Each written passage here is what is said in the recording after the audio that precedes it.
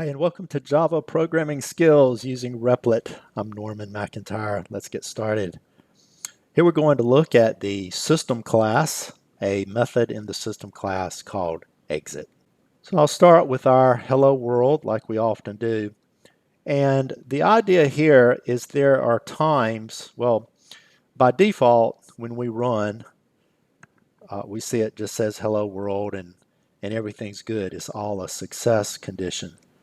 And a success means your program returns 0, saying everything worked. But just to demonstrate that, there's actually a method called, so system is a class, right? We've been using this system class, and we've been using system.out, which is one of the fields inside of this system class. But now we're going to use a method called exit. And if I say system.exit, so the name of the class is system, there's a method called exit, and I'm going to pass 0 into that. And notice when I put that there, there's really no change in the output, which tells you this happens by default. However, suppose we change it to something other than 0. We change it to something other than 0. Now, notice the exit status says exit status 1, and it's in red. Or let me change it to 42. Click on Run.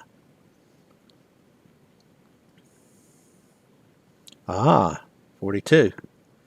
So clearly, if there's no error status to return, you don't have to say system.exit because it gives you that by default. But what we're saying here is if it's anything other than 1, anything other than 0, then it's considered some type of error condition. In other words, when your Java program ended, it passed this back to the shell. So here on our console, this is the shell. And the shell would know whether it was successful or not. So for example, let me go ahead and put this back to 0. Go ahead and click on Run. What I mean by the shell, the console here, which is running a shell, right, a command line prompt, a CLI. If I say Java main, well, it runs our program, but it turns out you can ask to see what was the code returned from the previous command. So when we ran Java main, what was returned? This syntax, echo $? Inside of the Linux shell, the $? Contains the result from the last command you executed, the previous command you executed. So when I press enter, we see 0. No surprise. But let's say I passed, instead of 0, I passed in 42. And let's say 42 was some kind of special error condition.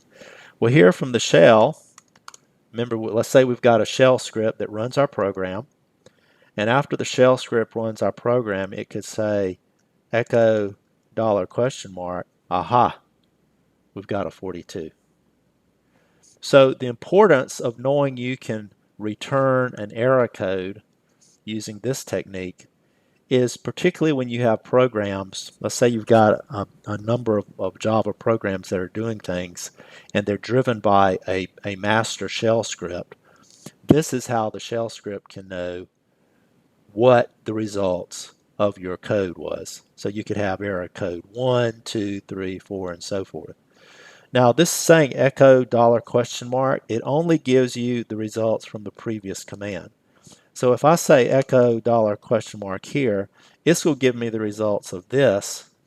And in this case, the echo command worked successfully, so now we've got a 0. So don't be confused by that. When we do Java main, it just executed that command. To see the result of that command, do an echo $? It's a 42. But the echo command, that command itself worked, right? It worked in that it returned us a value, but it worked in that now it's 0. In fact, kind of an interesting, just kind of a side skill here. Let me clear the screen. The shell actually has something called true. So there's literally a command called true. And when you say echo $? Notice that true returns 0. And there's a command called false, and if we say echo dollar question mark, that returns 1. So these are actually built into the shell, and we won't go into those. That's just kind of a side thing. The key message here, the key skill for you, is many times when you're writing code, the final output of your program needs to give some type of status. And we've seen that by default it's 0, but if you determine you need to return something other than 0, you can do that with the System.exit, and that gets passed up to the shell in this environment variable, this dollar question mark. All right, thank you for making it this far. Another video down, so more to come. I'm Norman McIntyre. Thanks as always for watching.